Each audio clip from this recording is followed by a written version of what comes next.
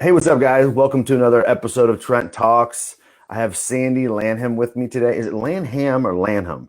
It's Lanham, but Lanham. I get See, Lanham all the time. Lanham. That almost my southern, Exactly. little southern drawl was coming out. I'm throwing in a A little bit. I Lanham. do. I appreciate the Southern draw attempt. I do. I do.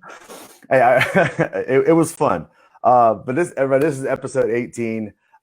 Sandi has had a lot of experience and a lot of success, if you will, really working in the real estate industry, which is an industry that, as anybody who's been involved in online marketing and funnels knows, can be very, very challenging and difficult to kind of crack the code. Right. So, Sandi, thank you for being here. I'm excited to have you. I think this is Thank going to you be for really, having really me. insightful. So let me ask you this, because I know we've had some of these conversations. Now, everybody who's here, they don't necessarily know your background, like I have an Right. awareness from what we've talked about. But you didn't. How do we say? You didn't come into this expecting to do marketing in the real estate industry. Not at all. You were way out of left field on this one, and you just seemed to I like find your niche. right. And for me, my family's been in the real estate industry, so it's always been in my blood, and I've always had it around me in some sort of capacity. So there was really honestly no way of escaping it. So my mom's been in real estate for 36 years. My father, very low key, does commercial property development. It's not his main Okay. business, but he does that. And both of those entities have been in my life since I was born. I'm getting ready to turn 37. So there was no way of ever escaping it. Right. Right. But, I was definitely the major nerd of the family. I went to medical school at the age of 34 just to prove to myself that I was, still smart enough to go, I guess. It was, Yeah. It's a kind little of one like, of hey, those things. I And can do then this, so I'm going to like prove I that I can can still do do it. this. Like, Yeah. okay, I can still make this work out. And I did. I spent a long time like retaking older science classes that were no longer, no longer met the requirements for entrance. So, Right. I went through that, and when I got to Now, I medical didn't catch this. school, How old were you when you decided to go back and do that? um, I guess I was about 29, So you maybe 29, 29 or 30. you decided I'm going to go back and do med school. Yeah, well, it was kind of like one of those itches that I needed to scratch because Yeah. when I went to college the first time, I was a biology major and I had a minor in physics. And I decided not to go at that time because I was just like, I want to do other things and I don't I want to can be tied relate to down that. in a lab. I don't know if this ever came up. I was actually a biology major with a chemistry minor. So I Really? can feel, yeah, I Okay, was so a biochem major. yeah, you can relate. I loved biochem actually. It's really fun, but I'm like, I don't know if I want to do this as a business. Right, because there's only so much you can do, right? Right, exactly. And at the time, I was like, well, I definitely don't want to be a professor. Like, that's definitely not my thing. And then I was like, med school, and I'm like, I don't know, I don't know. But it was kind of one of those like nagging things that I had, Mhm. for a long time. And I was like, I'm just going to do it. I'm going to retake my older science classes, and just get, see if I can get in. And then I get the acceptance letter, and I'm like, okay, now I got to change my whole life Right. and go to Chicago. I'm in Kentucky, I'm in Louisville. So I did that. But like when I got there, it was a confirmation for me. And like, I mean, you go through this in your 20s, like you don't really, really know for sure what you're really good at, you Yeah. know, You're and like, we'll what see what happens. oh, right. I mean, you don't know. I mean, we can get in the nerd talk about it as to why biologically you don't know, but uh, Right. But this is just a kind of rabbit trail for a second. That is a conversation that a lot of people are having right now totally. about, do I just go to college or what do I do? Because you honestly most people have no idea what they're doing at that age. No. We're like, I just graduated high school. I'm 18 years old, and now I have to make a life decision as to what I'm going to do the rest of my life. Right. Most And of us then have people no are idea. right, totally. And then they tell you have to like decide and commit to that, and at 19 years old, I'm sorry, you're not physiologically developed enough to understand the consequences of your actions, good or bad. I mean, Right. either way. So, fast forward when I'm, sitting in gross lab, fully suited up with like scalpel and everything. And Sure. you talk with your lab team and you're sitting here thinking like, oh my gosh, like these people don't have a clue like about life or about like running a practice. And I remember one of the guys that, not to discredit his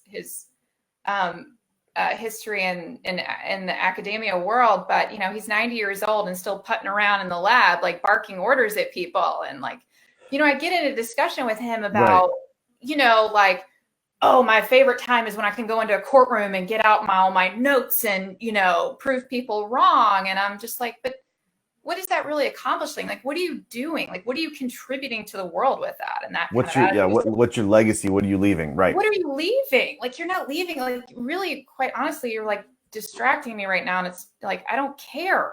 And I would get in discussions about it. And I'm like, no matter how good of a doctor you are, if you can't run a practice and manage your patients and all of those things, you have nothing. Mm-hmm. And I would get into these discussions and I'm like, wow, like I'm the only person that thinks like this here. Like maybe this world really isn't for me. Like I did it. I scratched the itch. I'm smart maybe I need to look elsewhere and find what I actually am meant to do. And right. And I always say, because people thought I was crazy for going to medical school at the age of 34 and like literally certifiable. And I've said that before, certifiable for dropping out at 35. But it was definitely a confirmation. But it takes guts to do it though. And see that kind of leads to where like you are now, because It takes a lot of guts to be able to just say, look, I'm 34 years old, or I'm like when you started to go back and you said was it 30, you decided you wanted to go back and you started retaking classes. Like that's a huge commitment. Totally. And I'm not assuming that with your friends and even probably even some of your family, that was a real popular commitment. No. Not at all. I imagine that was a talent. They're like, what are you doing? Shouldn't you be out? And no offense, not to be stereotypical or whatever here, but you're a 30. Shouldn't you be out trying to meet someone and get married and have kids and have your career and right? There's so many like things that people force upon us that we got to be like, nah, that's just not where I'm at right now. Sorry, people.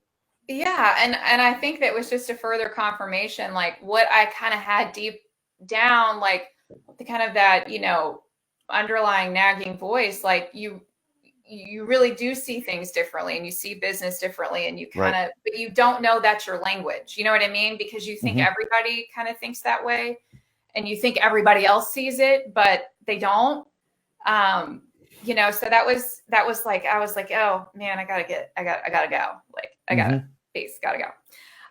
So 35, you're like, okay, I'm done with this is not going to work. You're having these conversations. What's the next step for you?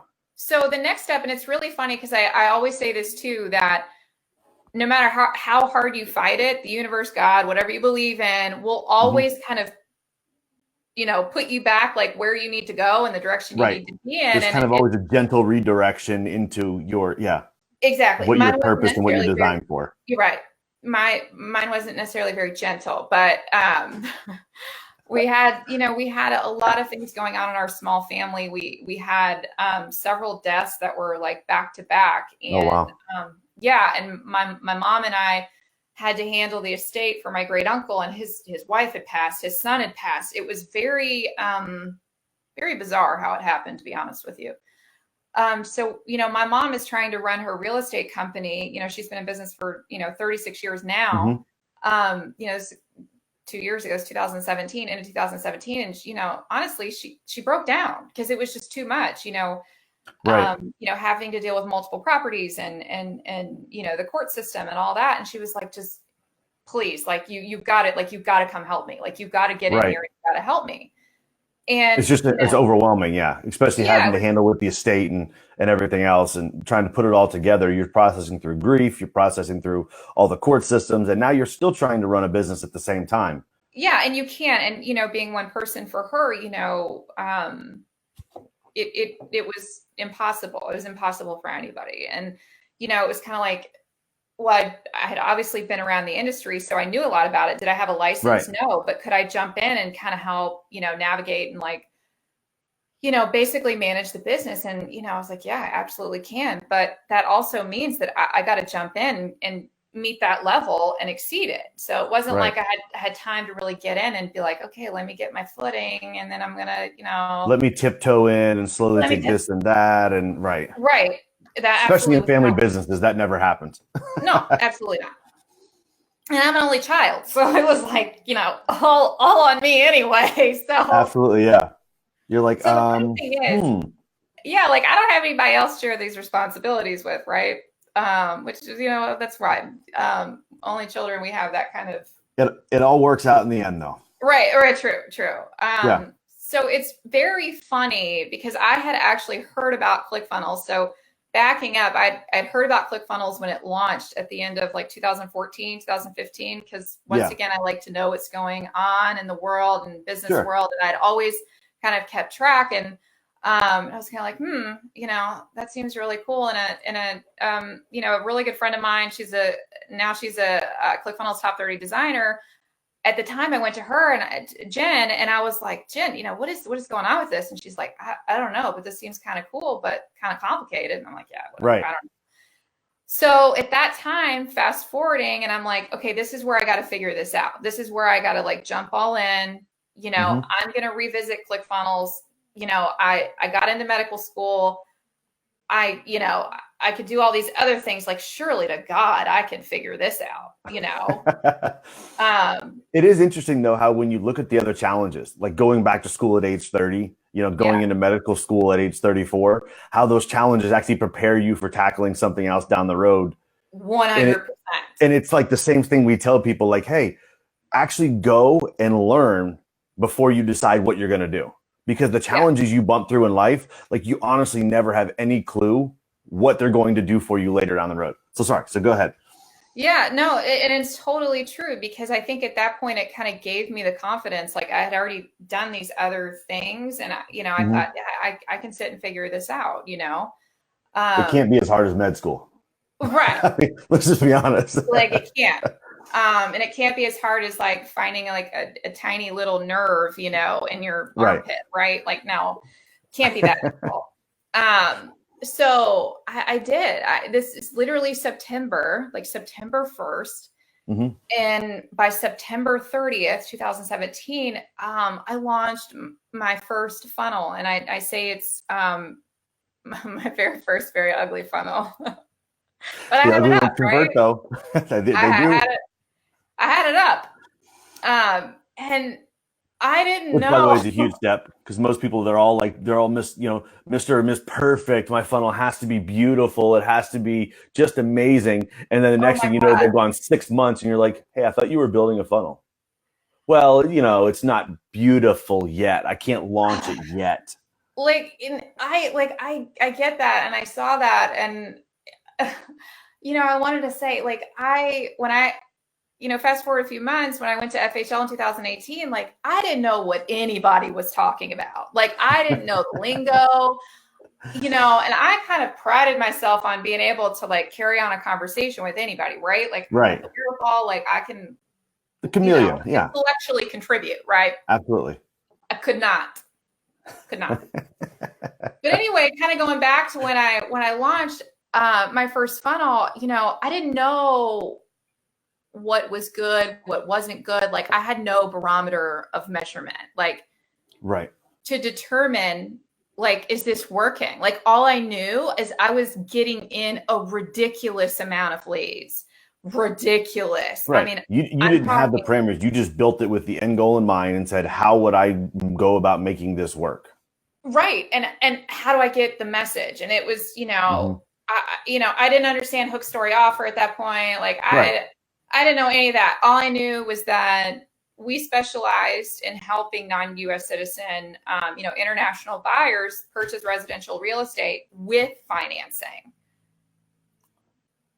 I just needed to get that message out. And it's very simple. That funnel was very plain, had a very direct message, no gimmicks, no like long copy and like, crazy integration. There was nothing. It was a simple lead gen funnel. Put your name here and your email address here and your phone number. And it was geared towards home buyers, correct? Yes. The whole concept was getting buyer leads. Yes. That's the whole purpose. Buyer leads. That's it. And literally overnight, we got 132. Wow. Overnight. And so then it becomes, dear God, what did I just do? Like, and my It's the mom, famous story of turn it off, right. I can't do anything with it. Like my mom literally was like, what? Turn this funnel thing off. Like, what are we going to do with all of these people? That's And I'm like, I hysterical. don't even know how to turn it off. Like, I don't even know what that means. You're like, turn it off. Do I go in and like, do I hit is there a button I Like, can is there turn it off or? right? Like, is there an off button somewhere on my computer that I'm not seeing? Is there a switch somewhere? Like, that'd be great. So it was very funny kind of how it all happens, because then it's like, you have to really force yourself to regroup and think fast to make major changes quickly. Because the way that the business had operated before, there was no way on God's green earth that we could handle that kind of volume. Right. You know, and in our industry, which is very different than a lot of people's, you know, and especially with our market, a lot of our stuff cannot be automated because they want to actually talk to a person, because real estate, it's very time intensive. It is very time intensive. And that means that every person, every lead we get, we have to physically communicate with. So we have to pick up a phone, have a conversation, because not every transaction is the same. The goals aren't the same. Right. You know, their situation, their finances, none of it is the same. Not one. Yeah, everybody's a snowflake, and I don't mean that in any kind of criticism. Right. Nobody, everyone is unique. Absolutely. Absolutely. So, you know, we went through this like very weird period where it's like, oh my God, this is amazing. But like, what are we going to do? And then, you know, FHL rolls around and, you know, I'm like, well, I guess I got to go. Like, I got to figure this out, because clearly this is working. I don't know if I'm doing this right. Like, I know we're getting more leads than we could ever handle in a million years. Like, but am I even doing this right? Like, I don't know. It's so funny though, because you didn't know what you didn't know. And so you had no, even though in all honesty, I mean, you're doing a great job when it comes to a real estate funnel, like you're killing it. But you had no clue, because you don't know, like, oh, well, should I be getting 200 a day? You know, should I be getting 300 a day? You had no idea. That's just mind blowing to me. But I think that's probably what helped you, because honestly, of the fact that you just wrote it the way you would want to communicate with someone. Yeah. You weren't writing it as a huge sales page. You weren't coming in with the whole salesy mentality. You were like, well, what would I want to talk to somebody about if I was in their shoes? Right. And when you wrote it that way, that's why I converted. Right. And, you know, I always thought for me, you know, I'm a pretty direct person. I like to get to the point pretty quickly. And so for me, that's how I saw it. I'm like, I don't want to put in a lot of fluff. I hate a lot of fluff. You know, and I just saw it how you're exactly right. I saw it in my mind, how I wanted our clientele to see it. You know, and in the market that we work with, you know, trust building is very important and it's essential. I mean, obviously in a relationship type of business, but really specifically in ours, because, you know, we're helping, like I said, we're helping international buyers purchase property in the United States with financing. So they don't think they can do this. They think that if they come here, they have to have, you know, they have to have full cash. They have to have cash in hand. You have to be able to pick it, you know, do your closing, pay for everything cash. No financing is that's what the usual philosophy would be. Absolutely. So, you know, we have a lot of obstacles to meet, you know, and to overcome anyway. So, you know, fast forward to FHL in 2018. I did go with my friend Jen. We went there. Great event, by the way. I was there. It was a great event. The one in Orlando. It was fantastic. It was amazing. I mean, it was awesome. I mean, I literally was so mentally like overwhelmed with the amount of information and the amount of content that was at 2018. But then I became very like, oh my God, like I'm not doing this right. Like I don't have like all these automated systems. I don't have chatbots. Like I don't have an email sequence. Like I don't have any of this crap. Like I don't have a long sales letter. I don't have a video. Like what am I doing? My funnel obviously is bad. Right. But yet it was the super simpleness, the super simplistic nature of the funnel is actually what worked. Yeah. But I didn't know that at the time. I'm curious, did you go back and do testing as you were learning? And did you have any of those moments where you're like, oh, well, I'm going to try this and that. And then your results drop and you're like, crap, That's exactly what I'm about to get to. All right, sorry, go ahead. No, it's fine. It's fine. So, I'm at FHL and I feel like I can't have a conversation with some of these people. I mean, some of these big players, and these are pretty well known names. And for me, I didn't know who these people were. And I'm like, you're saying all Right. this stuff. I don't understand Pixel. Like, what is that? Like, I don't even know what you're even saying. And it's funny because people ask what I did, and I'm like, I don't know if I really want to talk about it because I'm not really sure at this point what I'm doing because I've just gotten so much information and clearly I got to go back to work. That's what I'm doing. I'm Right. going back to work. And I did. I started like making all of these changes and putting in like all this copy on the same funnel, change the design and like had some testimonies and like all this stuff. And literally I didn't know that my 50 to 60% conversion rate was good at the time. No idea. No Is that idea. and that's on cold traffic? Cold traffic.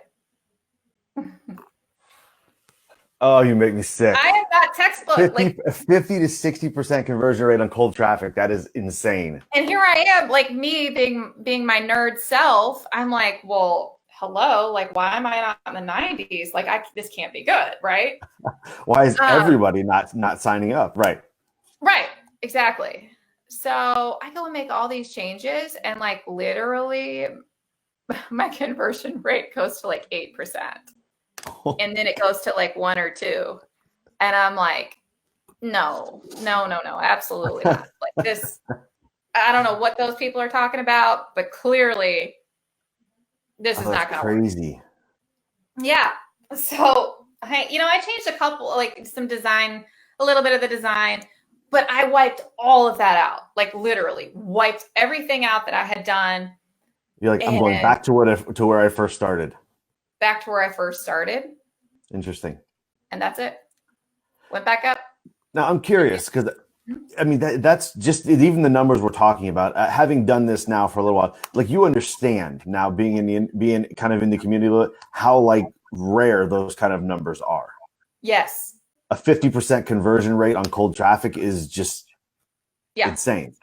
No, I get it. And even it's funny because fast forward to FHL 2019, and I didn't realize how many like real estate agents were in the audience and brokers and like loan officers. And like, I was like literally getting like stopped. Like literally this one guy stood in front of me and I could not like walk back to my seat. And I'm like, this is a Was little he giving scary. you the slide where they slide back and forth as you slide? Like, hey, Yeah. And I'm wait. like, oh, this is like, I'm a country girl, right? Like I've got manners up to a certain point.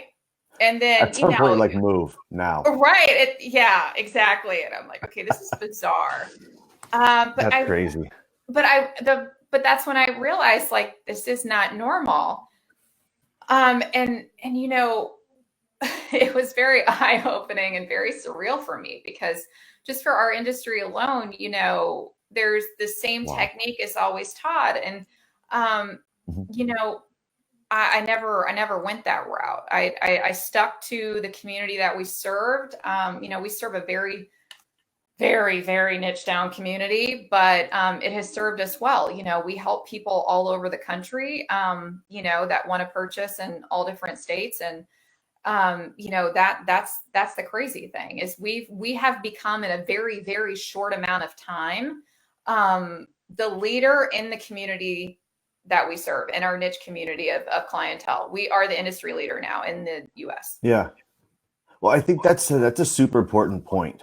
I mean, as you know, just being in the community, there's a lot of people that they don't want to niche down, like really, really niche down because they say that, man, if I niche down, there's all these other potential business I'm losing and I'm going to lose these clients. I'm not getting in your situation. Well, I'm not getting all of my friends and all their friends who need real estate financing. And I'm not getting all the people in my community and this and that. But what I think, and you correct me if I'm wrong, I think that's one of the reasons, the fact that you drilled down and you were so specific on your niche. I think that's one of the reasons that you had such success because you were able to literally craft the message to fit them.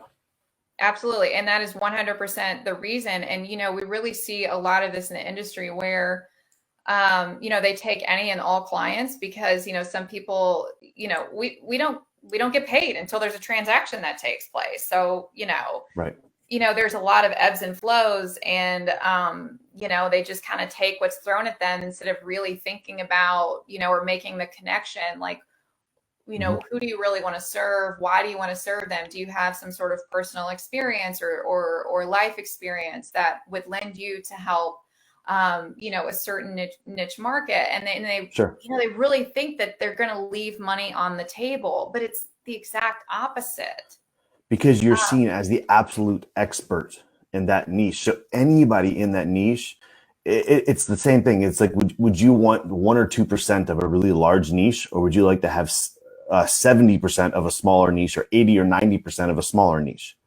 Yeah. And if you can get the 80, 90%, you'll get the other ones coming out. You'll get someone who just moves in, like you have, from international overseas. They just move in, they tell their neighbor, and their neighbor's looking for financing. Right. Right. It's exactly. So amazing. It's insane. But, one of the other things that, we don't really talk about is that, we're a really small boutique firm. The office here is 800 square feet, and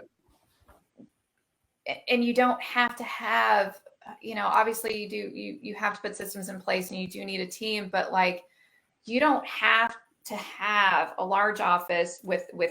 a ton of people in your office to really scale and really have success. You just really have to genuinely want to serve the community you want to serve and get the message out, like answer their biggest pain point. And I know that sounds so cliche, but it's really how it works. Well, it's interesting that you say that, though, because a lot of people, that is the hardest question for people to answer. And I'm learning, and I've learned, because I've been doing online marketing now since 2008. And I've been kind of working with Clickfunnels since, probably either late 2014 or early 2015. Shortly after they became Clickfunnels, before it was ClickFusion. Yeah. So like, when I'm looking at this and I think, okay, well, what do people have? Why do they have such a difficulty in answering that question of what is the biggest pain point? And I think it comes back to, again, what we were just saying. You struggle to answer that question of what's their biggest pain point because you're not niching down. You're exactly because if you don't niche down, you can't answer that question because there's so many different pain points. Absolutely. And you can't, and not only that, like you don't know your client. You don't know your ideal client. Yeah. If you can't answer that question, you don't know who your ideal client is. So you really need to kind of do your homework, do your research, put your life experience, out there. Like what are you really good at? What do you have an affinity for? Serve those people. Well, let me ask you this: for other people who are watching who may be doing real estate, because I've seen some people who are popping in and out of the video here, and I know specifically some of the ones I've seen coming in and out they work in real estate, stuff like that. Mm-hmm. So, what do you think the biggest difference is in real estate and how you have to communicate to your potential home buyer to stand out? Because we know living in America here, and I haven't lived abroad, so I don't know, but I know living here in America, like I see real estate ads everywhere. I see ads on Facebook. I see ads on billboards, TV, radio. I mean, anywhere you go, there's real estate ads everywhere. They're a dime a dozen, honestly. It's a super saturated industry. And I think that's even more important. Like you can't just put out like, oh, are you thinking about selling your home? Or are you thinking about buying your first home? Like that. Okay, like what? There's no substance to that. You know what I mean? Like, right. There's no substance, there's no message. You're not differentiating yourself. And, you're not speaking to anybody. You're not going to stick in somebody's mind that way because you don't have a defined message. I think that's been the biggest key for us, is just literally figuring out what pains your ideal client the most. Speak directly to them. Don't speak to everybody else.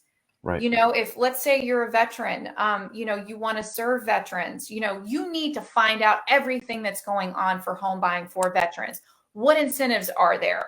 Who are the lenders that specialize with veterans? What incentives are there? Do they get 0% down? Do they get a certain interest rate? Like, you need to Right. know those things. That is the other big key for our success too, is that we know the lending side more than the lenders do. And it's Interesting. really funny because as a real estate professional, brokers, they think, oh, well, that's not my side. Like, I don't get paid on lending. Like, Why should I what do know you care that? about? Like, I don't even know what the interest rates are. I don't know what programs are out there. I have no idea. Right. Well, the funny thing is that the consumer is going to come to you first. More than likely, they know a real estate agent or a broker first before they know a mortgage loan officer. Of course. Yeah. It's just generally the way it is. Yeah, We all have friends who have tried it, or friends who may be trying to be in the business. And yeah. exactly. So, you have to be the first, I've called it the first line of defense. You need to know all about that too to serve your client. So if you don't know what programs are out there for your ideal client or for the community that you want to serve, how are you going to get them that information to build that trust? Because again, it's a relationship Right. business. We have to do this. We're not selling a physical product online. I'm not, putting out a book yet. Hmm. It's a, but you I know what heard I the mean? yet in there. I know it's on my list. But it is one of those things, like, you are their first line of communication, and that's what's going to differentiate yourself. And I mean, literally, we deal this with in every transaction. The Right. types of financing that we help with our clients, most of the time lenders haven't even heard of. Literally, Interesting. Well, title let me ask you this, companies. because a lot of people have the concept, and I mean, this goes across a lot of industries, not just real estate. I mean, we Right, have it in online marketing where we right, do, I mean, like majority we do is sales funnels and Facebook ads. We have yeah, that all the time. People are like, well, why would you educate? Because if you educate, you're giving them information to take somewhere else, and then they're not going to need you, and they're not going to go. I see you shaking your head. You know the conversation I'm having here. yeah. I know the total. I know that conversation very well because, you know, with with having this amount of success, and I say this very humbly, Hmm. um, we do get other people, other real estate professionals that go through our funnel that call us, act like a client, and they want to try to get as much information as they can, or they send their clients to us to help them get their financing, and then they are like, oh, well, I'm already working with so and so, and it's like, listen, it's going to happen. When you provide information, you provide value. Those people, they're slimy. They're not honest. Let them pick up those one or two Yep. deals, because they're not going to have the success that a person with, a well-intentioned soul and heart, and a Right. genuine desire to help the community that you serve, that is always going to win out in the long run. So it's better to get your message out, and in a very, in a way that's full of integrity, and especially in Right. our industry. But yeah, I mean, we get it all the time. I mean, literally all the time. It's funny. That comes back. Like, I literally just had Dave Woodward on here last Thursday, and Mhm. it comes back to something he and I were talking about. We mentioned in there. It's about your business. We all have things that we want to do for others. Like, our businesses are always geared towards being Yep. able to help someone. If you're in a Right. business where you're not actually trying to help someone, you're in a business where you're not going to make money. Totally. But the point that he and I were talking about is that the whole goal, and this is the way I looked at it, and he agreed, was just that I want my business to be 51% altruistic. And I heard, I'll be honest, I heard that number I heard Gary Vee talk about this, Hmm. being 51% altruistic and 49% about making money. And Yep. I think when you look at those numbers, if the overall perspective is you having the mindset of the major goal of my business is to have an altruistic impact on others, Hmm. then those kind of people that we're talking about here, the ones who are going to try and get the information, go to another realtor, or a realtor is going to steal it, like, those aren't the kind of clients you want anyway, because they're the ones that are Exactly. there to take advantage of you. They're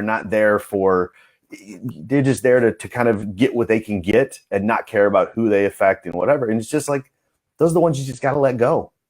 That is very true. And, You're absolutely right. They are not your ideal client, and there are going to be people that you turn away, and it's okay. And I know that, especially in our industry where it's, commission based, you don't get paid until there's a transaction that Sure. happens. Some people, they hang on to that because they're like, well, I'm not sure. I don't have a constant flow of potential clients coming in. Like, I need to take this. I've got, kids at home to feed and blah, blah, blah, and all this stuff. Right. But, the thing about that is that not only is it not the best, it's not a good idea to do that, but it kind of wears down your soul and like your Yeah. ability to help the clients that really truly appreciate the work that you're doing and are above board and honest and just want the help. In our Yeah. case, that's a huge part of it, because like I said before, they're hearing this message for the first time and honestly don't believe it. Right. So They think it's too good to be true. it's too good to be true. Sure. It's got to be a scam. We fight it on social media all the time. People, oh, this has got to be a scam, like all the time. Every week, I block people, all the time. Right. But, you're absolutely right in the fact that, the slimy people, the ones that just come in and just are trying to just either, steal clients or just kind of get whatever their desired outcome is, no matter how they get there, no matter how they cheat their way to get there. Those Right. are not clients you want to work with.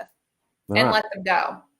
Just let Let them me go. ask you this, because this is something that people bump into. And obviously, when you first got there, you're trying to help your mom grow the family business.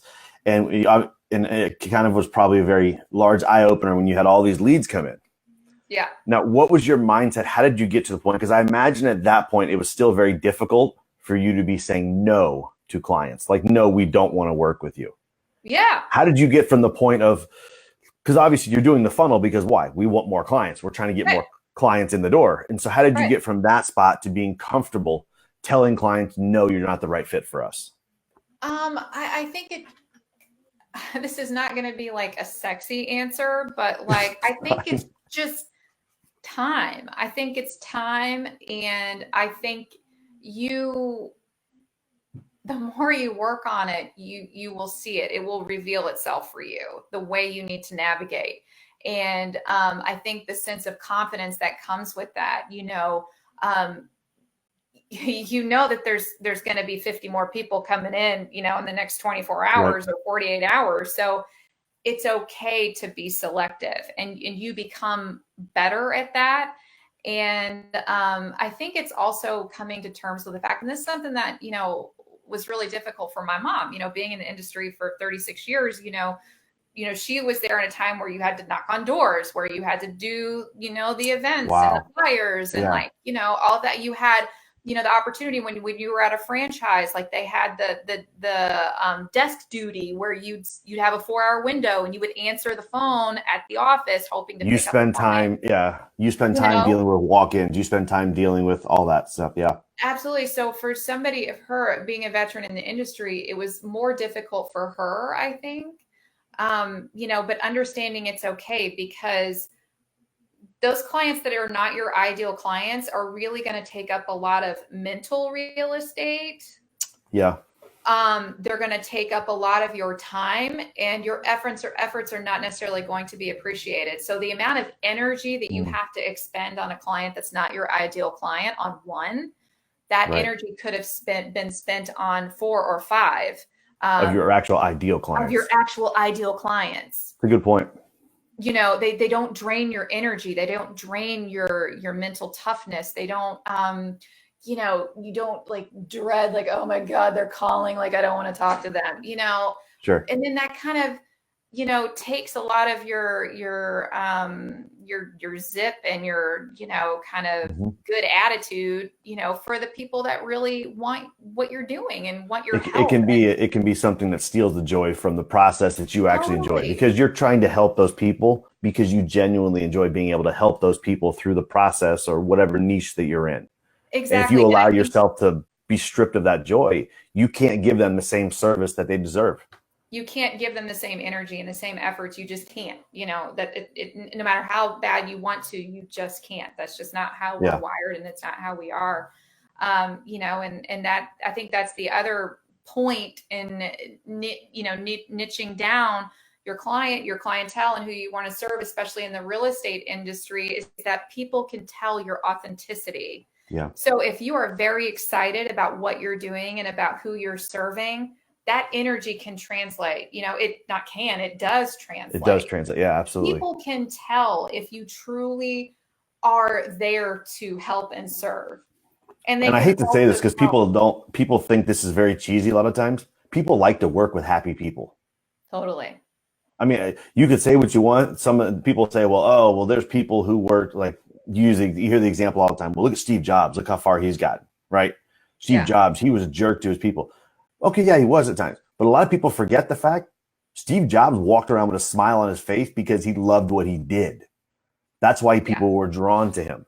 And I'm not saying everyone's Steve Jobs, and we're not justifying obviously treating your employees like crap. Right. But people were drawn to him because he loved what he did. Right. And that translates to any industry, no matter what you're doing. Absolutely. Especially in the ClickFunnels space, it does not matter. Your joy and true authenticity to help and serve, whatever capacity that is, that translates, and it will attract your ideal client. It will, again, continue to confirm and reaffirm the fact that you need to push those other people absolutely to the side. Well, and I think last thing I want to point out before we'll tell people how they can get in contact with you if they need some help. Sure. But the one thing I do want to point out, something you said a second ago, and you said it's not a sexy answer, but you said one of the best ways that you learn to be able to say no was time. Mm-hmm. And I think the thing that goes with it, I just wanted to just kind of hit me as you were talking. I think the thing that goes with that is experience. 100%. It's time and experience because, and I say that specifically, my point with this is that people have to understand it's okay to make mistakes. Mm-hmm. It's okay to sign a bad client. Mm-hmm. It's okay. I've done it. I've signed deals with clients and I'm like, 100%. Man, that was a bad decision. And I end up losing money and I'm miserable. The key is just learning from that. When you learn from that, then you look down the road and you see the things about that client that you didn't like or that weren't a fit for you specifically. And you're able to look at the next client and say, you know what? I see the same thing coming. And I just, as much as I really would like to help you, I just don't think we're the right fit. Absolutely. And I think that's huge you hit on the head. It's the time and experience to be able to get to that point, but don't beat yourself up for making those mistakes in the process. Absolutely not. There's an opportunity to learn and grow in every transaction or, client you come across. And I think it's a good reminder, especially with the possibilities with like the ClickFunnels platform. Mm-hmm. Things do happen so quickly. So you kind of expect to kind of be able to navigate and manage and do all that with just the same, quickness and, for longevity and the scalability of your business, it does take a little bit of time and a little bit of, kind of reflection and making those decisions. Yes, can you come in here and sell a product and blow it out of the water and like move on to the next thing? Absolutely. Sure. But think about the legacy that you're leaving, the impact that you're making. And, that takes a little bit of time and development. It does. Even in this day and age, it just does. Right. The flash in the pans aren't the ones that leave a legacy. No. And look, we all would love to create a funnel or a course that sells $1 million and sets the new ClickFunnels record for those of you who are familiar with ClickFunnels. And you get the fastest 2 Comma Club award and all this. But the bottom line is, what are you doing with that once you get there? And if you don't have, if you're moving too fast and you flame out, it's like a past guest talked about that. And they said, I think it was Julia Antefui. I can't remember pronounce her last name right. But Julia said the same thing. She said, you have a lot of people they'll flash real quick, but they flame out because it's not about being happy and enjoying the process. It's just give me money, money, money. Money, money, money. And you may get a quick buck for that, but that's not a scalable business. That's not in it for the longevity of it. And hey, let's face it, maybe that's somebody's goal. You know what I mean? Yeah. If that's your goal, that's your goal. Just don't look for legacy. Don't. Right. All right. So 3 tips for real estate, for people in a real estate market. If you give them 3 things, and I know you didn't prepare, so this is all off the top of your head. Yeah. It's just fun for me. unscripted, off the cuff, but I'm okay with that. I think one of the biggest things we definitely talked about is niche down your clientele. Okay. You've got to figure out who you want to serve, whatever that means. I'm in Kentucky. We got horse farms here. Do you love horse farms? Do you love horses? Right. Work with that community. Two, do some extra work. Don't do the bare minimum. Learn about what lending programs and offers that are out there. Work with the other people that are a part of the transaction.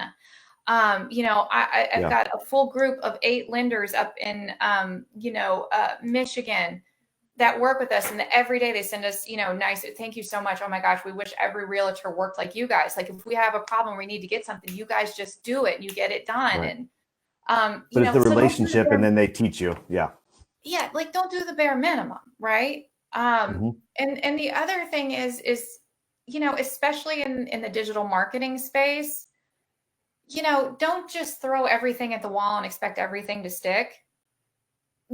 Really think about what you're doing. Think about the message that you're conveying, and stick to it. Don't keep jumping, jumping around. And I see that a lot with the community. Really concentrate on your message and stick to it. Don't let, whoever, like I said, we get a lot of flack for the clientele that we serve. But we stick to it and we stay at it. And, that definitely has led to us having a national standing for the clientele that we serve. So I would say those 3 for sure. Awesome. Okay. So if someone wants to, I know you have some coaching stuff coming out soon. Yes. And you have your own social media following, but if someone wants to talk to you, they want to get some help from you, where do they find you? How do they work with you? So I do have this is so bizarre for me to say. So I have a personal profile, and I do have a personal business hold profile. on. I think I lost you for a second. It may have been me. Say it one more time. You have a personal profile. Personal profile. But I do have a secondary page. It's just Sandi Lanham. You can find me there. I'm literally launching this week. It's taken a little bit more time than expected, but a coaching program for real estate industry professionals to help you scale your business and do it the right way. It's Real Estate Secrets to Scaling Mastermind. That is the mastermind that's coming up. I do have a free page with a lot of resources that we're going to be dropping there and have dropped. So what's the URL for the page? I'm sorry? What's the URL for the page? The URL for the page, www.scaleyourrealestatebiz.com. That's going to be the coaching program that's dropping this week. And then, like I said, I have a free page. I have a lot of, experts that are speaking in there, and it's Real Estate Secrets to Scaling. Real Estate Secrets to Scaling. Page. Yeah. Awesome.